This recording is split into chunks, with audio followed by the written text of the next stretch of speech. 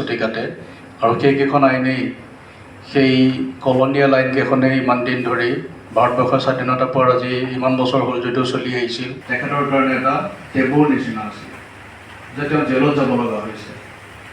সেইটো কাৰণে এইবাৰ ভাৰতীয় ন্যায় সংহিতাত এটা নতুন শাস্তিৰ ব্যৱধান কৰিছে সৰু সুৰা অপৰাধবিলাকৰ কাৰণে কমিউনিটি ছাৰ্ভিচ। তাৰমানে যদি কোনোবা এটা সৰু অফেন্স কৰিছে, মানে সৰু এটা যদি কিবা এটা অপৰাধ কৰিছে যাৰ 3 বছৰতকৈ কম শাস্তিৰ ম্যাদ, এনেকুৱা এটা অপৰাধৰ কাৰণে মানুহজন জেলত যাব নালাগে। এতিয়া ৰিপিল কৰা হ'ল।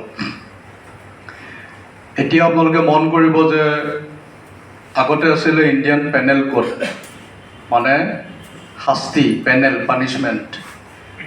সেইখন ৰিপ্লেচ কৰি এতিয়া হৈছে ভাৰতীয় ন্যায় সংহিতা, তাৰমানে ন্যায়। এতিয়া নাগৰিকক ন্যায় দিয়াটো মুখ্য উদ্দেশ্য।